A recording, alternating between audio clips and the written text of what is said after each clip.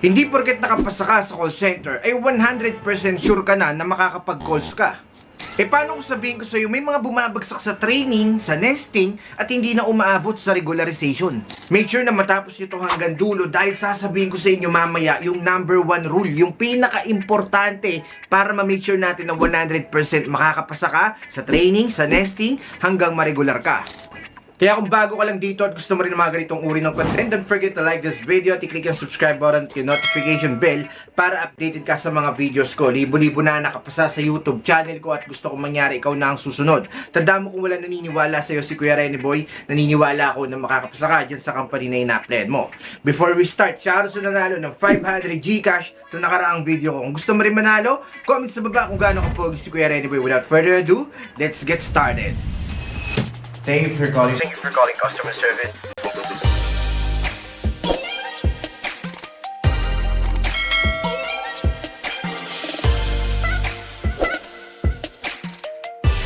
Welcome back sa channel ng mga swabe. Nagbabalik ang inyong likod, Kuya Rene Boy, para magbigay na naman ng tips sa inyo para ma-make sure natin na yung pinapangarap ninyong call center job, nandyan lang yan at hindi mawawala sa inyo. Sad to say guys, pero nangyayari talaga sa BPO na mayroong mga bumabagsak sa training, sa nesting, at hindi sila nare-regular, okay? Kumbaga, alam nyo yun, sayang yung pinaghirapan ninyo, tuwan-tuwa na kayo kasi may job offer na kayo, tapos pinamalita nyo na sa kaibigan ninyo, sa pamilya ninyo, tapos maliligwa kayo sa training. Ang sakit nun, kaya sa video na to, sisiguraduhin natin yan na makakapasa kayo sa training, especially ano ba yung golden factor na dapat ninyong ingatan para ma-make sure natin 100% hanggang sa umabot kayo sa regularization. Bago natin ito umpisahan, survey muna sa lahat ng mga call center agent dyan. Shout sa inyo at sa mga naghahanap ng local account. Comment sa baba local account. Kung ang hanap mo naman ay work from home setup, comment sa baba work from home.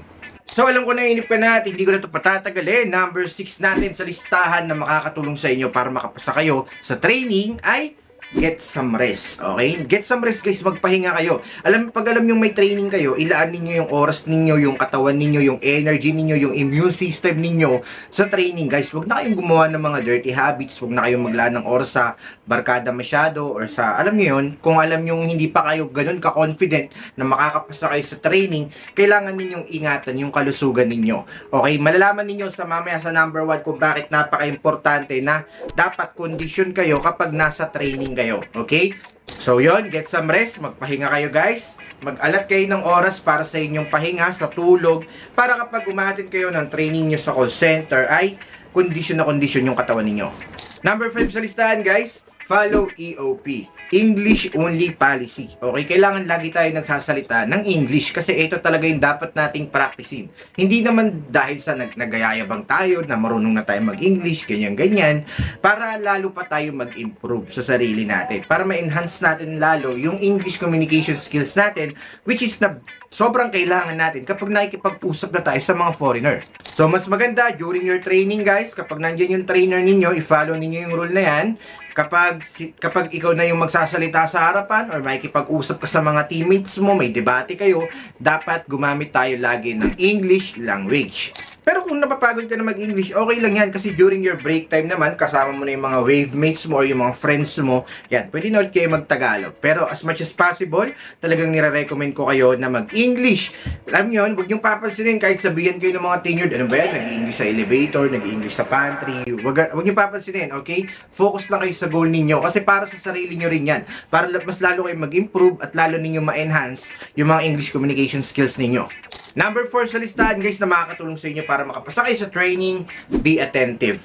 Makinig kayo guys sa mga trainer ninyo, sa mga tao na sumusuporta sa inyo sa loob ng training room, sa mga kaibigan ninyo na nagbibigay ng advice, ng ganto, para mas lalo pa kayong gumaling at mas lalo pa kayong magpursu dyan sa pagko-call center ninyo. Kapag may mga lesson kayo or may mga topic, mga product knowledge na hindi naiintindihan, make sure na tinatanong nyo at kinaklarify nyo yan sa trainer ninyo. Para at least, diba, hindi kayo magugulat, makukulture shock, ano ba to, ano ba yan, dapat makikinig tayo na maigi. Okay, so para mapasa nyo yung training ninyo, dapat attentive kayo sa sinasabi ng trainer ninyo. Number 3 sa listahan guys na makakatulong sa inyo para mapasa yung training ninyo, choose your friends, okay? Alam niyo yun, pipiliin ninyo yung mga kakaibiganin ninyo kapag naging call center agent na kayo. Huwag kayong sasama masyado sa mga maraming bad habits kasi makaka-apekto yun eh. Alam niyo yun, mamaya inumaga kayo sa inuman, tapos ikaw, makakasama ka sa mga absent, hindi makapasok kasi may hangover. Iyan, sobrang malaking, malaking factor yan sa inyo na hindi kayo makakapasa kapag hindi kayo namimili ng maayos na kaibigan. Tapos masyadong negative, puro complain sa sarili, puro negative yung mga sinasabi, makaka-apekto rin sa inyo yan. Okay? Sabi nga nila, birds with the same feathers, ewan ko na kung anong kasunod nun. Comment mo na lang sa baba, may Gcash ka sa akin. So yun, piliin nyo lang yung magiging kaibigan ninyo. Alam ko, medyo bago pa lang ninyong kakilala, so hindi nyo talaga kakilala, or alam nyo yun, gusto nyo lang makipagkaibigan, ganyan. Pero hindi sa lahat ng oras, pag alam ninyo, nararamdaman ninyo, naaayain kayo sa mga ganito, ganyan, huwag na kayong sumama, okay? Ilaan ninyo yung oras ninyo, yung katawan ninyo, para sa training, okay?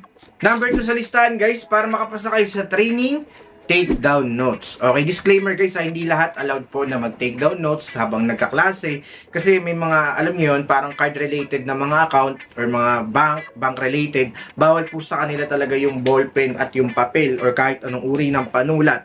Bawal po sa kanila yan. Pero kung yung account nyo naman ay maluwag, make sure na makapag-take down notes kayo. Okay? Sulat niyo yung mga important, mga key pointers na makakatulong sa inyo para makapag-practice din kayo habang nasa bahay kasi naisulat ninyo. Pero kung hindi kayo allowed na mag-take down notes sa office, sa training room, gagawin ninyo, pag out ninyo, pag uwi ninyo, lahat ng mga naaalala mo, isulat mo habang fresh pa yan. Okay? Para at least, kapag nasa bahay ka na, meron kang re-reviewin. Okay? Napaka-importante rin guys na kailangan nasa bahay pa lang tayo, nag-a-advance reading na tayo, advanced research about dun sa culture ng bansa na pagtatrabahuhan natin. Aware dapat tayo sa iba't ibang cities, halimbawa American base or US base yung pagtatrabahuhan natin. Dapat familiar tayo sa iba't ibang cities, sa iba't ibang capital or sa iba't ibang states sa Amerika. Alam niyo yun, para at least hindi na tayo mabibembang. So yun guys, take down notes, napaka-helpful nito para sa inyo at lalo kayong gagaling at mas lalo pang tataas yung chance ninyo na makapasa sa training dahil knowledgeable kayo. Kapag dumating na yung araw ng final revalida, yung parang pinaka-long exam ninyo o yung may mock call na magaganap, talagang hindi kayo mahihirapan kasi nga, nagpa-practice kayo and talagang kahit nasa bahay kayo, meron kayong nare-review kahit papaano. So last but not the least guys, napaka-importante nito, golden factor para mapasa ninyo yung training ninyo, attendance. Yan guys, ito po yung talagang pinagbabasehan ng mga trainer. Kumbaga, alam niyo yun, kahit hindi kayo ganun kagaling, pero kung ikaw ay perfect attendance, wala kang late, wala kang absent, ang taas ng consideration na binibigay ng mga trainer sa mga empleyado or sa mga new hire na maganda yung performance or yung attendance nila during their training. Kaya ito lang mapapayo ko sa inyo guys, kapag nasa training na kayo, training period na kayo, wag po kayong a-absent. Napaka-critical niyan. Okay, dapat wala kayong absent, wala kayong late, malinis po yung record ninyo. Kasi mahihirapan din kayong ipagtanggol ng trainer ninyo sa, alam mo na, sa employer kapag merong ganitong record na makikita sa inyo. Alam mo yun, kahit nakikitaan ka ng dedikasyon, ng potensyal, ng trainer, pero kung yung attendance mo, madumi agad, nasa training period ka pa lang, negative. Okay? Kaya iingatan ninyo at aalagaan ninyo yung attendance ninyo. So that's it for today's video. Sana nakatulong ulit sa inyo yung video na to ni Kuya Renny Boy. And mas maganda rin guys kung meron kayong best friend, meron kayong partner. Alam niyo yun, kapalitan ninyo during mock call o practice tayo. Ako muna yung customer, ikaw yung call center agent. Tapos vice versa. Okay, para at least pa-practice kayo kung ano ba yung call flow, kung paano nga ba, alam niyo yun, babanggitin yung opening spiel, yung closing spiel. Tapos yun, basta everything about dun sa call flow ng company ninyo. Talagang mahasa kayo at talagang gagaling kayo at 100% sure makakapasa kayo sa training niyo dyan sa call center company na nag-hire sa inyo. Before I end this video, shoutout and congratulations din sa lahat ng graduate sa ating Bold Minds Academy. Batch 32 sa lahat ng mga gustong humabol sa Batch 33. Malapit na mag-start yan. Kaya humabol na kayo. Ang gagawin nyo lang, napakasimple lang. Comment sa baba ng hashtag Scholar, TPM nyo sa Facebook page ko, Kuya Renny Boy Official, para makasama kayo sa batch 33, libo-libo na ang nakapasa sa call center dahil sa online training namin. Virtual lang, kaya kahit nasa bahay ka lang, pwede ka matuto, magkakaroon ka pa ng electronic certificate. Kaya ano pang inaantay nyo guys, comment sa baba ng hashtag Scholar, TPM nyo na ako sa Kuya Renny Boy Official Facebook page para makasama na kayo sa magte-training. This batch 33, shoutout sa lahat ng mga nagpapashoutout dyan. God bless us all.